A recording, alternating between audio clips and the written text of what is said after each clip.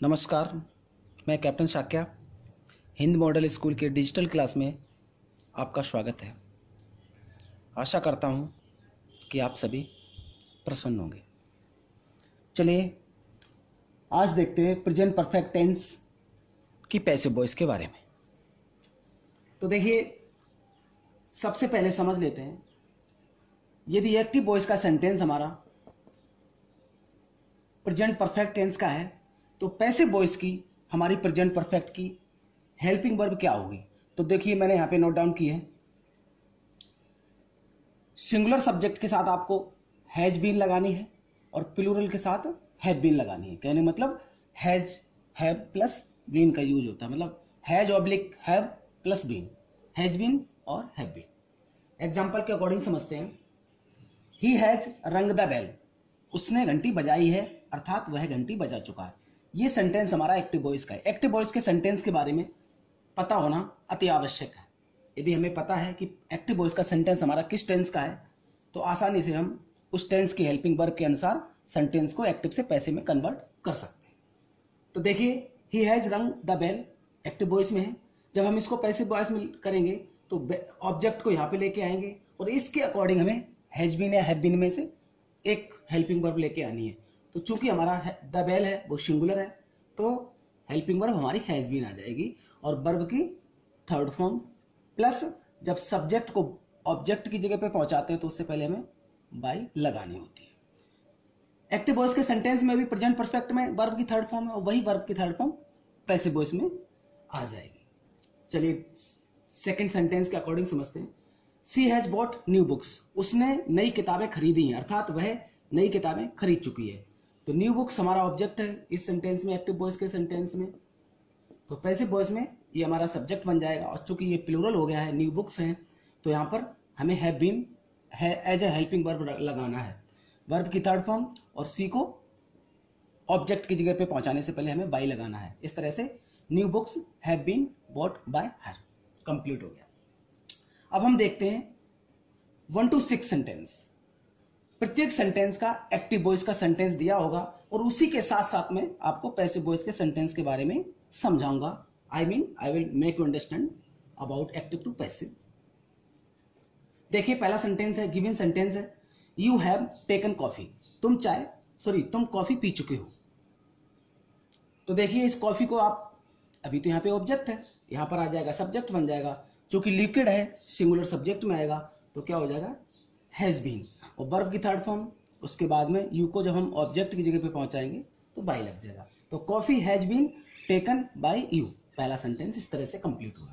दूसरा है you have not taken coffee, मतलब अफर्मेटिव नेगेटिव है। जब ये एक्टिव वॉइस का सेंटेंस हमारा नेगेटिव है, ये हैव के बाद में नॉट लगा है, तो इसमें हमें सब्जेक्ट कॉफी के हिसाब से हमें क्या लगाना पड़ेगा, हैज नॉट बीन। कहने मतलब इसमें तो यू प्लूरल था इसलिए हैव लगा हुआ था, वो टेंस के अकॉर्डिंग लगा हुआ था। इसमें पैसिव वॉइस के अनुसार कॉफी के हिसाब से हमें हैज नॉट बीन लगाना पड़ा क्योंकि ये सिंगुलर कॉफी सब्जेक्ट के रूप में है।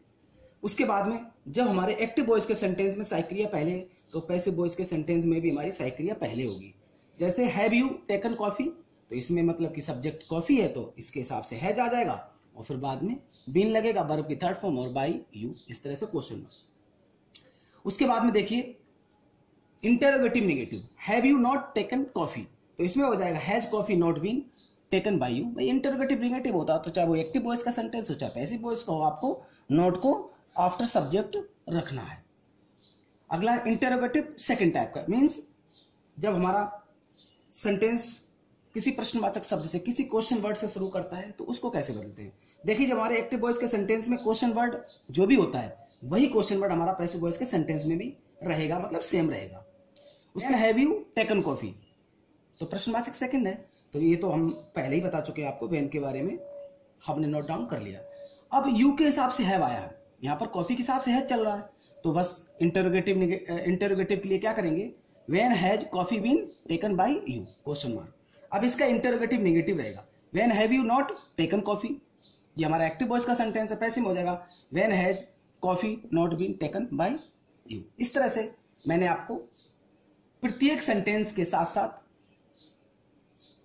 पैसिव वॉइस के सेंटेंस को बदल के दिखाया। आशा करता हूं आपको समझ में आ रहा होगा। अब हु से रिलेट एक्टिव से पैसिव के बारे में मैं आपको बताऊंगा।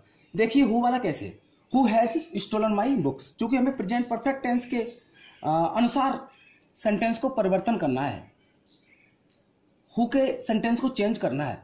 Who has stolen my books, तो इसका पैसिव हो जाएगा, हु को तुरंत बाई हुम में कन्वर्ट किया जाता है, तो बाई हुम। अब चूंकि ये ऑब्जेक्ट है, क्या है, माई बुक्स, इसको लाने से पहले हमें इसके अनुसार हमें साइक्रिया लगानी पड़ेगी, तो ये प्लूरल है तो इसमें हैव आ जाएगा, और बीन इस सब्जेक्ट के बाद में चला जाएगा और वर्ब की थर्ड फॉर्म लगेगी। तो by whom have my books been stolen. अब हमारा हु के साथ नेगेटिव है, मतलब कि इंटरोगेटिव नेगेटिव है, तो हमारा पैसिव वॉइस का भी इंटरोगेटिव नेगेटिव हो जाएगा, सिर्फ सब्जेक्ट के बाद में आपको नोट लगाना, by whom have my books not been stolen. इस तरह से हमारा हु से रिलेट सेंटेंस कंप्लीट हो। अब देखते हैं व्हाट से स्टार्टिंग वाला, what have they done today, आज उन्होंने क्या किया है। तो मैंने ऑलरेडी आपको बता दिया है, चाहे वो किसी टेंस का वाक्य क्यों ना हो, यदि आपको पैसिव वॉइस में बनाना है तो व्हाट के साथ उसी टेंस की मतलब कि एक वचन वाली सहक्रिया का यूज करना है आपको, मतलब कि सिंगुलर सब्जेक्ट वाली हेल्पिंग वर्ब का यूज करना है। तो देखिए what has been done by them today, चूंकि यहां पर हैज बीन इकट्ठा क्यों है, क्योंकि व्हाट वाले सेंटेंस में क्या ऑब्जेक्ट नहीं होता है, जब ऑब्जेक्ट नहीं होता तो हम यहाँ पे सब्जेक्ट लाएंगे भी कहां से, तो ये ऑटोमेटिकली आपको इकट्ठा ही रखने पड़ेगा।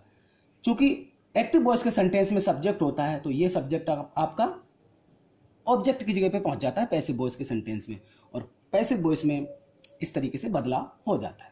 जैसे what has been done by them today, इस टुडे को आप बाय देम से पहले भी लगा सकते हो, मैंने अपने पहले वाले वीडियो में इसके बारे में चर्चा की थी। अगला interrogative negative, what have they not done today, तब ये इंटरोगेटिव नेगेटिव है तो ये भी हो जाएगा, what has not been done by them today. ये इस तरह से कंप्लीट हुआ। अब हम विच के बारे में समझेंगे। देखिए which car has she bought, उसने कौन सी कार खरीदी है। तो जब हमारा विच से रिलेट सेंटेंस एक्टिव से पैसिव में बनाना होता है तो पहली बात तो एक्टिव के सेंटेंस में इसके साथ में नाउन आएगा, और वही नाउन प्रश्नवाचक शब्द के साथ में ही रहेगा।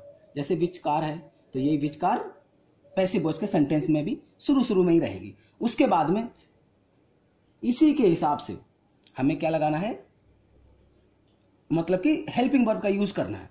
तो क्या हो जाएगा, कार सिंगुलर है तो हैज बीन बॉट, और सब्जेक्ट को बाई ऑब्जेक्ट में बदल देंगे। तो आपको पता है कि सी का जो ऑब्जेक्टिव फॉर्म है वो हर होता है, तो मैंने यहाँ पे हर नोट डाउन किया, उसके बाद में क्वेश्चन मार्क लगाया। तो इस तरह से कंप्लीट हुआ sentence, which car has been bought by her. अब interrogative negative, which car has see not be bought, तो ये इंटरोगेटिव नेगेटिव है तो इसका हो जाएगा passive voice, which car has not been bought by her. देखिए आशा करता हूं कि आपको एक एक बात समझ में आई होगी। आपको अपने आप पे भरोसा रखना है, मुझ पे भरोसा कीजिएगा। मैं आपको भरोसा दिलाता हूं कि आप जरूर कामयाब होंगे अपने मकसद में। Thank you.